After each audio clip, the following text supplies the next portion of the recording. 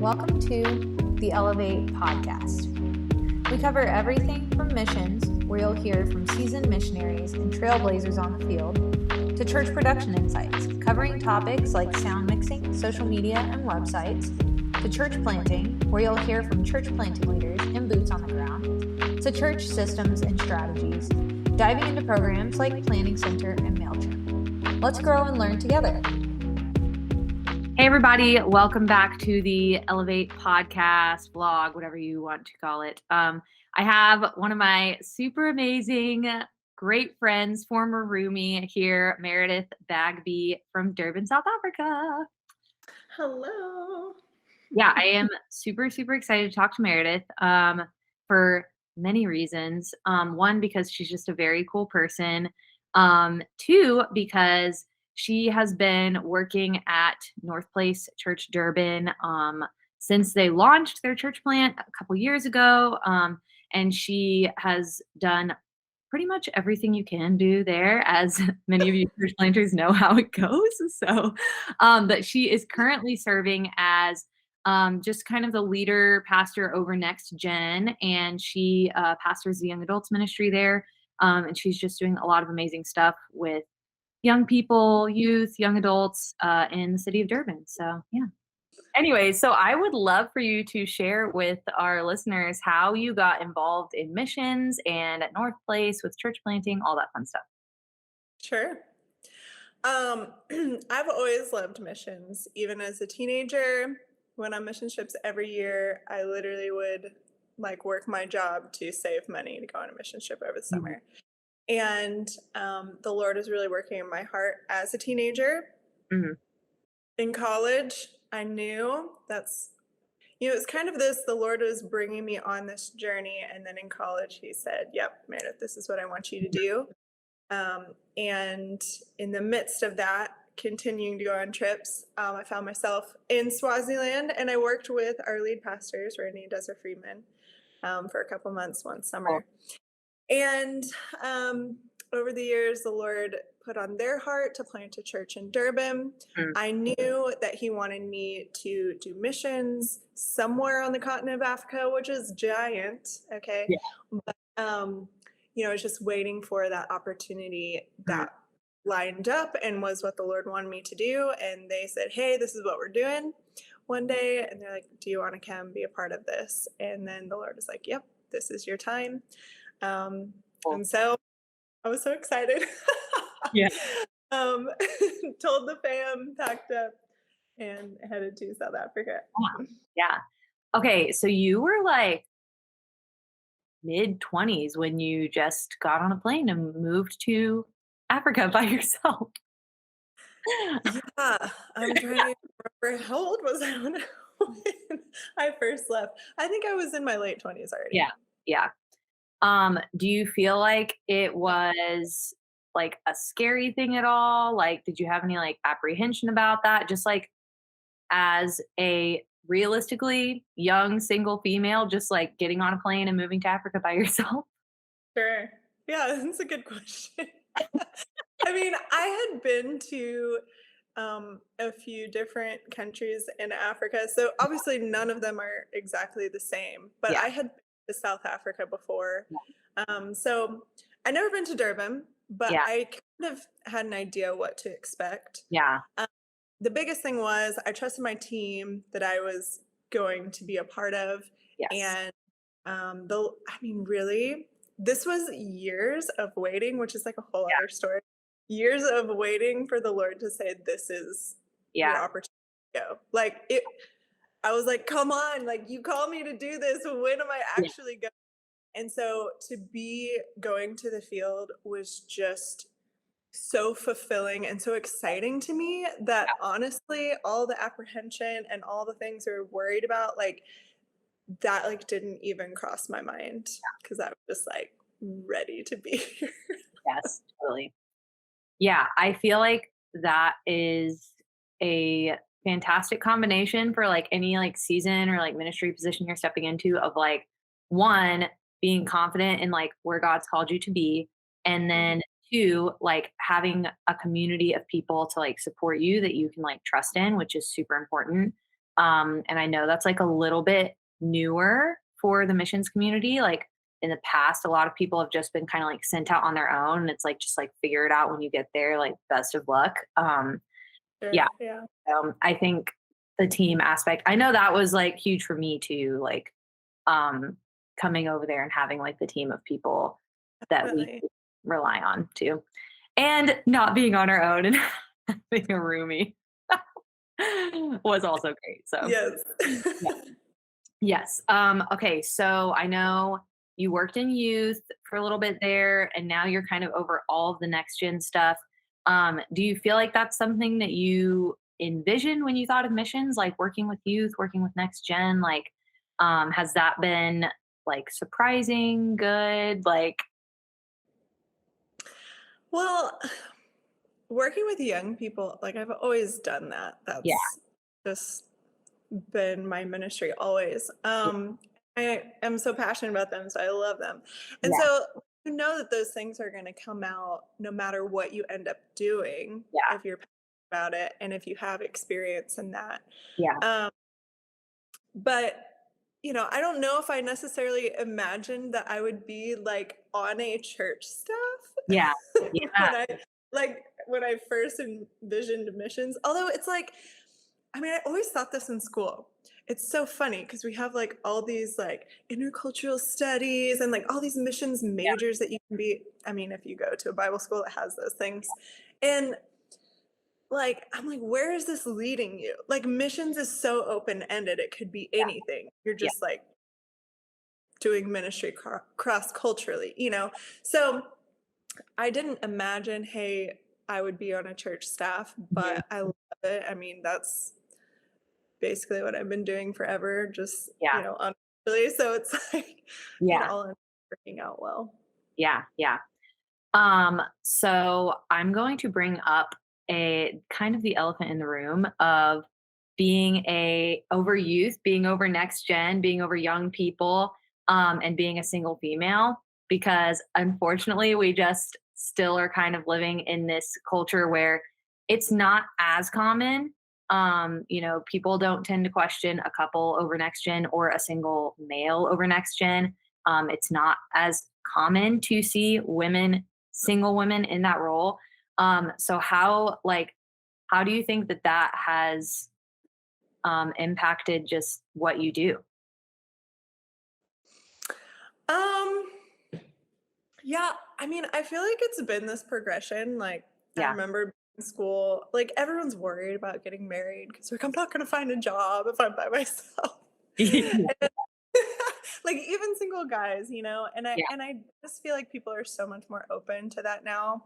Yeah. Um, and even like in America, I feel like churches are really pushing towards that.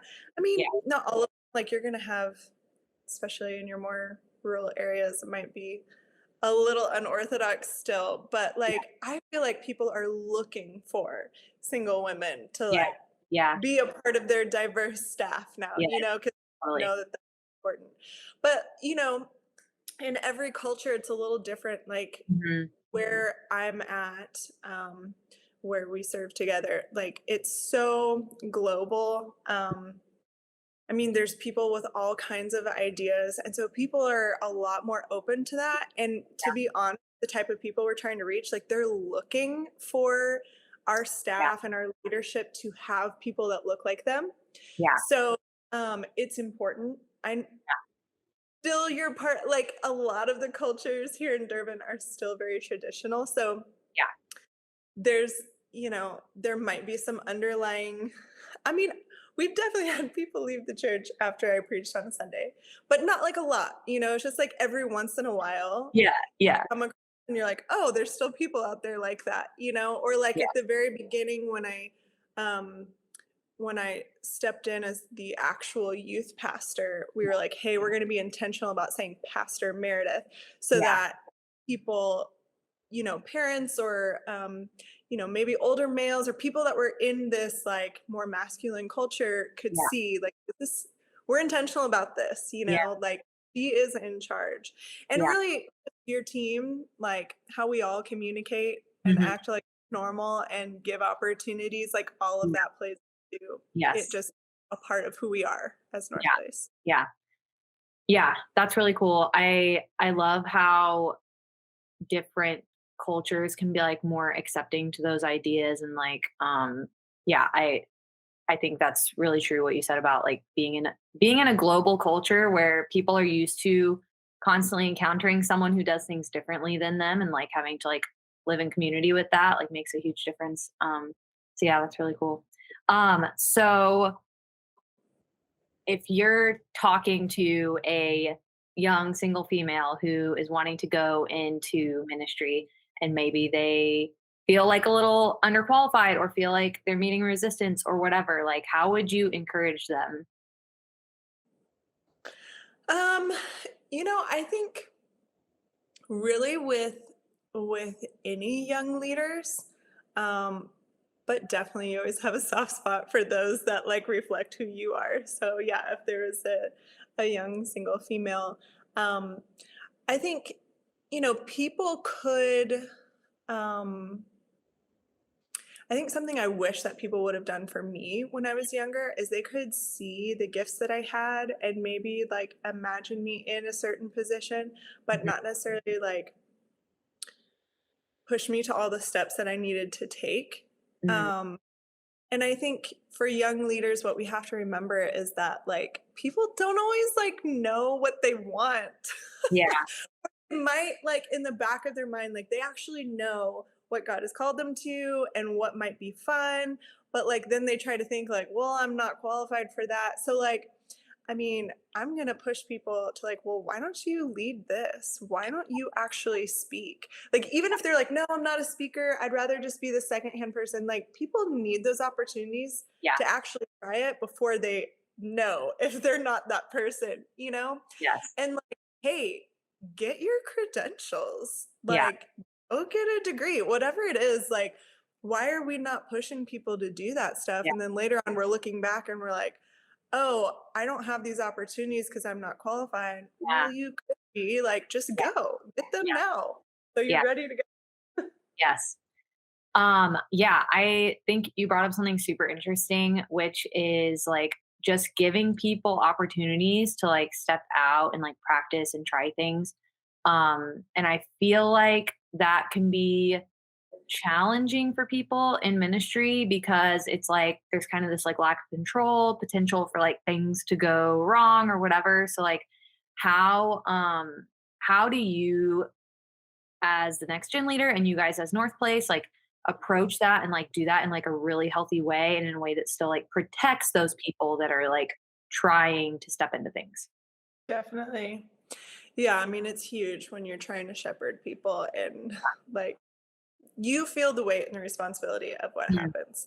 So you're not going to just throw somebody the first time on a Sunday morning in yeah, front of all of your people and yeah, just see what it's like. There's a progression. mm, So find those opportunities that can build up to that. Maybe someone does the announcements. Maybe they're leading in staff chapel. Maybe they do a small group and you get to sit in that small group, yeah, and along the way as you're giving people more opportunities that grow bigger and bigger, or maybe it's the audience that's bigger, or maybe it's the giving them more leeway with writing rather than you giving direction in writing. All of mm, those things as you're growing, you're giving feedback along the way. Like you're mm, not just saying, "Oh yeah, that was great," and we'll try something else. Like, yeah, here's yeah, what worked, here's what didn't. How'd you feel about this? yeah, And it's more beyond just like, I mean, there's like so many different aspects of that. Like, here's the communication aspects, but then here's the like understanding the word in a deeper way. Here's the being self aware and like understanding how your audience responds to you, sort of like yeah, there's so many things that you can do. yeah. So being in like a pastoral position and like all the things that come along with that with like ministering and like mentorship and all that stuff, do you feel like being younger when you stepped into that, like do you feel like that was a challenge? Like how have you kind of been able to, because you're really well, like really, really good at stepping into those things, like just super confidently, and just like owning the fact that God has placed you there. Like, how has that always been the case? Like, how have you come to that place? Thank you for calling me young. I don't feel young sometimes. Oh my gosh. Um, yeah, I mean, again, it's partly that I've been on those journeys Yeah, of like little things growing into bigger things yeah, and knowing that, man, you put me in a small group, like I will kill it in a small group, you know? And yeah, so like could I preach? Well, like maybe let's try it. Like you start you start building on that and so your confidence builds as you go. It's not just like all of a sudden. yeah, Um, you know, knowing that you're where God put you is so important. I mean, yeah, I just feel like this season of life for me is has been so beautiful because I mean, we always like pray that we are doing God's will and we're going to be faithful no matter where we're at, even if we're in this waiting season. But yeah, to be in a place that's like, man, the Lord spoke so many times that this is what you are going to do. yeah, This is what I want you to do. yeah, Like, I wake up every day with a sense of purpose. mhm, Like, let's do this with a yeah, mission in mind. yeah, And like that gives you a boldness and a confidence yeah, beyond like what you might normally feel on the inside, but it's like, this is what I need to do right now. yeah, yeah, that's really good. Do you feel like there were people that kind of like helped you to when you were younger, like open doors for you, encouraged you, helped you to like step into certain things that led you just to like where you are today? Sure. Man, I've had like so many awesome leaders that I've worked under Yeah. and people that have mentored me. But to be honest, like really starting, I mean, I have great parents. Like we would do devotions and like have little church services like in our home Yeah. sometimes. Yeah. And we'd all take turns leading. Like, so really it started from there. Yeah. But my youth group was so awesome. Mm, And, I didn't really have an opportunity to like, preach. I know some youth pastors are so good about like having their students get up in front of people, but I think that's something that we grew into also. So I didn't necessarily do that as a kid, but yeah. I definitely pastored. I mean, like being in kids' church, like doing all kinds of dramas. Like you'd be surprised what things translate over. You may Yeah. not have been doing like Bible teaching, but Yeah. like confidence of being in front of people and knowing how to, read your audience and um, the mission trips that I went on Yeah. actually was those were huge because they gave us an opportunity to do more than just like it was more than just be in a small group. Like we were preparing things for other people. And, there was even time like as a student that it was like, here's all the ministry that needs to be done for the week. Like, Meredith, you're in charge of this. Yeah. Like not one, here's a student that we know is passionate. Yeah. Do and for people so again, just getting those opportunities that definitely propelled me forward. Yeah. How do you think has it been kind of like a learning curve, an adjustment, like with pastoring and mentorship, like in a cross cultural setting? Which, like, duh, but like, how has that kind of like how have you approached that? How have you adjusted to that? Learned from that? Sure. Multifaceted question. Um, uh, communicating with people. Um, Sometimes the way that you would normally communicate Yeah. doesn't necessarily translate to Yeah. people. Yeah. Um, so like here, I don't know, there's like weird mix of like some people are very roundabout in the way that they Yeah. say things. So if Yeah. you come out and say something right away, like they will shut down, you Yeah. know? So Yes. it's like, how can you greet them and talk about their family and Yeah. work your way into it for them to be open? And Totally. then there's some people that are like so blunt and Yeah. like so focused in on their perspective Yeah. that like you can do that roundabout thing and it will completely go over their heads. So you just got to be like, you know what? This is what you're doing and it's not okay because of Yeah. this. Yeah. Yeah. Like, so Yeah. you have to get out of your own communication style to be Yes. able to do that. You have Yeah. to like understand where people are coming from. If you're like, man, why are they not responding to this? Mhm. Well, it could be that, like, in their culture, like, you don't look elders in the eye, Yeah. or you Yeah. don't speak up until everyone else has said something. So Yeah. you have to, like, know those things in order to say, like, "Oh, well, let me, like, call that out," or say, "This is okay," or I mean, yeah, so, I don't know, this is just, like, barely scratching the Yeah. surface, but, um Yeah, no, it's super good. And I feel like it's something that is not just relevant and applicable like for people cross culturally in missions because like the reality is that there are all of these subcultures like in your own town in your own country too and like understanding. I think when you do missions and you go overseas, you're like, okay, I need to understand these people's subcultures and like meet them where they're at. But then for some reason we don't do the same thing like when we're in America and we're just like, why aren't you the same as me? Like Yes. Oh, it's so true. It's so true. I mean, the way that the world is so connected these days, yeah. and yeah, you're interacting cross culturally, like no matter where you are in the world. Yeah. But it is. I mean, I honestly feel like it's a blessing sometimes to be Yeah. overseas because Yes. exactly what you said. Like Mhm. your brain is on. You're Yes. for some reason more willing to ask questions. Like I'm Yeah. always believing that I'm the one that's not in the know Yes. and that other people need to teach me. And Yes. to have that sort of humility is the way, yeah, we really Yeah. should be entering into any situation. Yeah.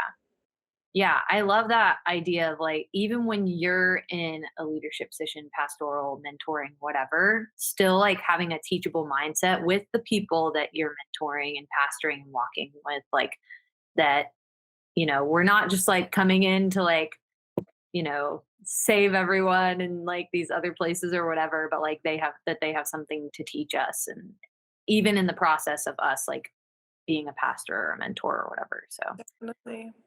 yeah. I think that I've become a better listener Mm, being overseas because yeah. all right, let me try to pick up on all the clues, but then Yeah. you realize, man, you really do so much better to keep your mouth closed for a while until you Yeah. fully understand everyone and everything that you're dealing with. Yeah. That's really good. Yeah. It is hard to sometimes fight that tendency to just like bust in and be like, here I come. Like I have Here a I yeah. go. Yeah. Do you like have any good like stories or situations where you've like totally missed like a kind of cross cultural cue with someone? Oh gosh, like how many? Right. Like how do I narrow it down? Yeah. Um Yeah, I mean, literally, the greeting stuff always Yeah. catches up. Like, one time I offended somebody so badly because I did not greet her, and it was, like, my first time to Yeah. show I knew nobody, so I Yeah. said hi to, like, the 3 people Yeah. that, like, I was told to, like, "These are the people you should meet." Yeah. And then, I just assumed, like, I'll meet everyone eventually, and then, like, I was supposed to go around and hug everyone in the room, and I didn't do it, and then I, like, made this mortal enemy, and I didn't even realize until, Yeah. like, weeks later. Um, yeah, and, like, you're supposed to greet people before you even jump into conversation. I'm always just texting them like, "Hey, can you do this?" And like, "Oh, hi, how are you?" And I'm like, "Oh, yes, Yeah. hi, how are you? Yeah. Can you do this?" Yeah, that's so good. Yeah. Oh my gosh. Yeah, I definitely felt that, like, in reverse when I moved back to the States and I'm, like, going up to the counter or whatever, and I'm like, "Hi, how are you?" And they're like, "I'm fine. Here's your total." Like Move along. Yeah. Yeah. Definitely. I think it is really important, like you said, to just like remain humble as leaders and be able to like go to people and be like, I'm like so sorry, I totally missed that. And like, let's, move forward together in relationship or whatever. And not Mhm. just like trying to put on this like infallible, like kind of image. So yeah, it's important and good. And Man, you gotta laugh at yourself. And yeah, I think the more you are willing to accept that feedback, like not just, yeah, there's part of like asking questions and be like, oh, what did you say right there? Like, explain that more to me. But yeah, then there's like, wow, I did something wrong. Like, I was too direct. And then being willing for somebody to be like, don't do that.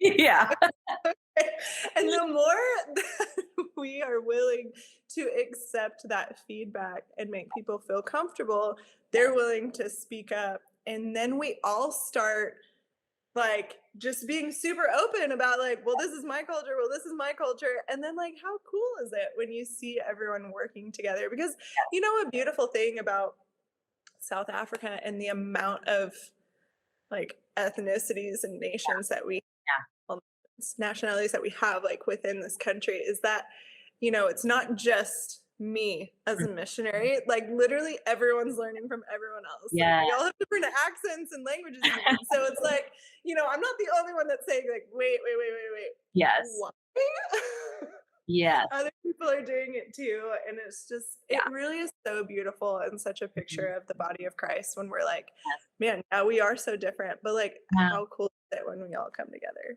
Yes. I love that.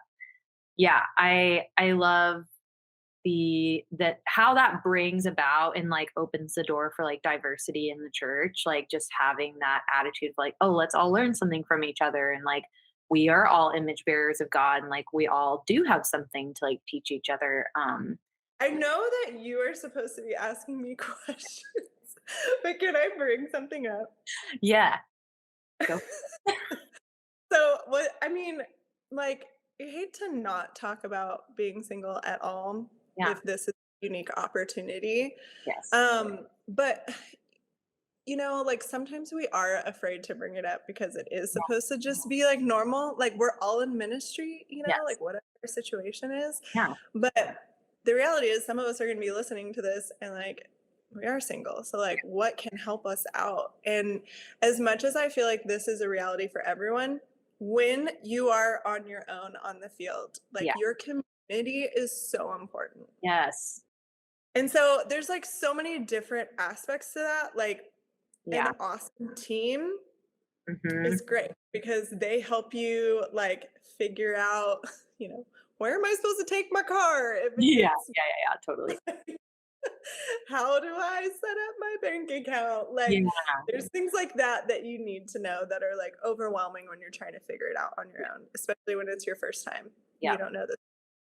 And then there's like you need friendships. And so thank goodness like we had each other when we first got Yeah. there. How awesome is it to have a Yeah. living person to process with, Yes. But like, if you don't have any friendships outside of your ministry, there's going to be something missing. Like you need to be able to feel like you're at home. And to Yes. do that, you need people that you can just be yourself with and Yes. not feel like you have to be Pastor Meredith, Mhm.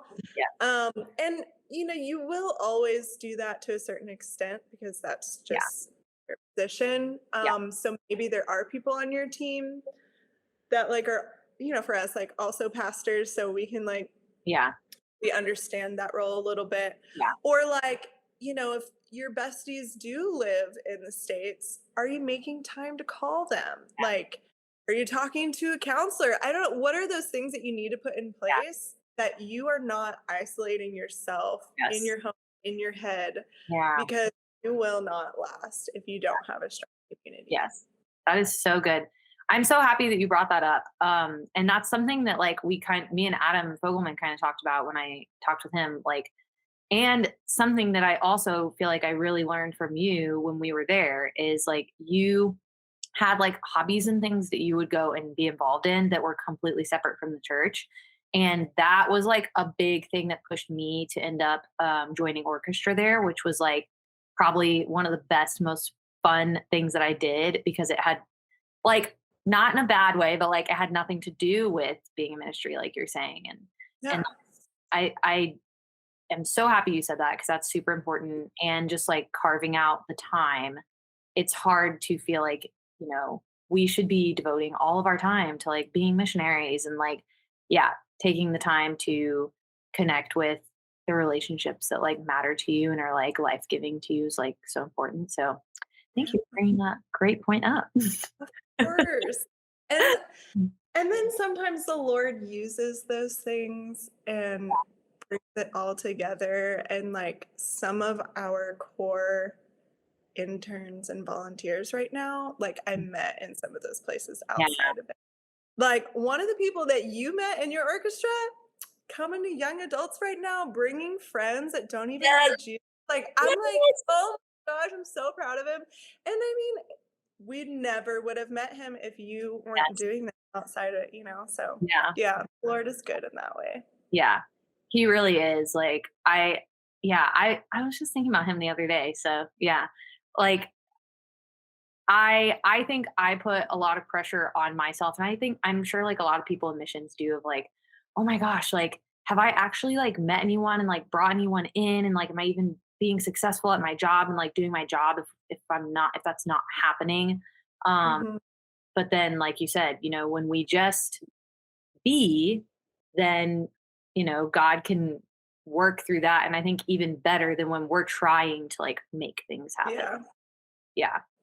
So yeah, I think just same as what me and Adam talked about, like if we just like are ourselves and we pursue the things that like God has given us passions for, and like you do that so well, like just making time to do the things that you love and like just genuine relationship with people with no agenda, and then like God uses that in amazing ways that we could not have foreseen. So yeah, Yeah.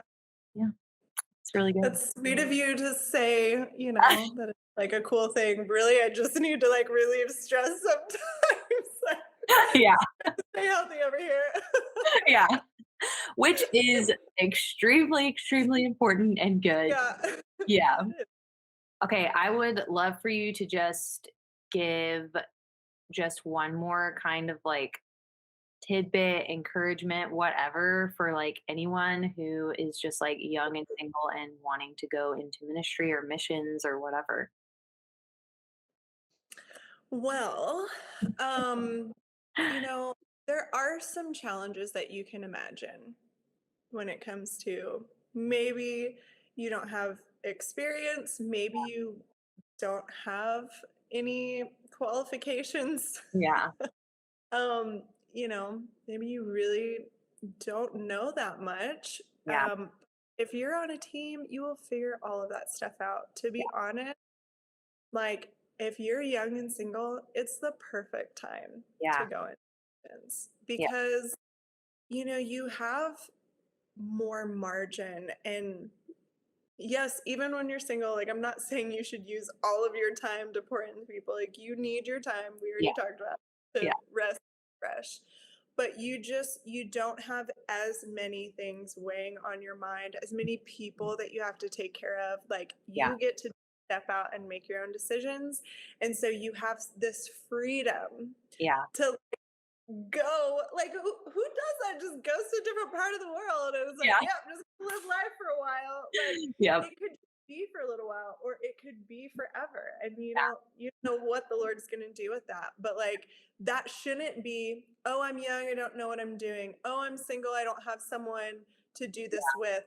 Those shouldn't be things to hold you back. That Yes. should be a blessing that gives you the go ahead to just do it. Yes. And again, if it ends up just being like a year or two, and then after that, like you do something else for the rest of your life, like, okay, Yeah, you will never know the amount that that year or two will, like the impact that it will have on yeah, your perspective, on your ministry, on, how you relate to others and like understand the world even more. Like, yeah, just do it, guys. yes. Ah, that's so good. We just need you to all like follow us all around and pump us up and encourage us. The hype woman, Yes. always.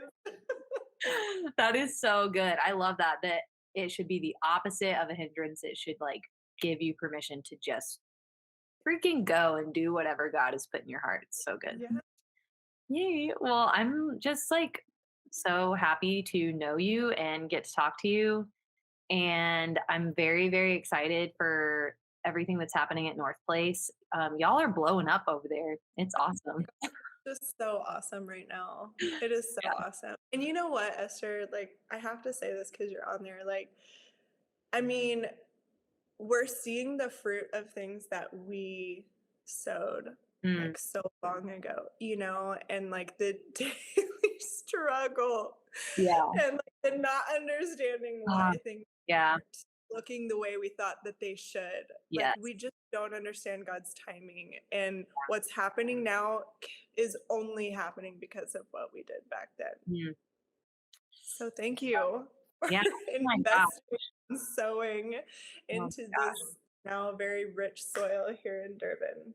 Yeah. And like, sorry, I'll let you say No, something. you go, you go, you go. Go, go. Oh my gosh.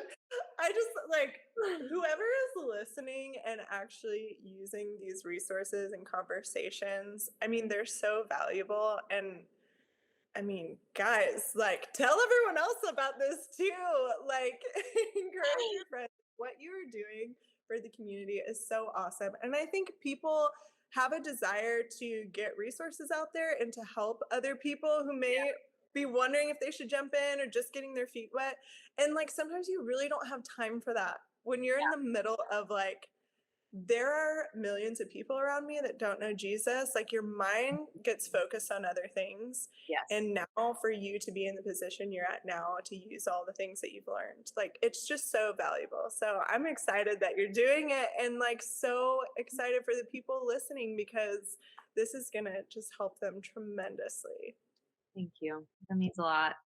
I am like stupidly grateful for the 2 years that I got to be with you guys there and literally life changing, like in all of the best ways. And I'm just like super excited for everything y'all are doing. And guys, if you're looking for a missionary to give your money to, give it to Meredith. I said this about Adam too, but it's true. Like just also give it to Meredith. Like I will share her giving link out there. She's killing it over there and just an amazing, amazing, humble, bold, charismatic, talented person that is just changing a lot of people's lives. So, Talk about hype woman. Thank you. so yeah, I'm just so happy that we got to talk to you and get some nuggets of encouragement and wisdom from you. So, yeah. Bye.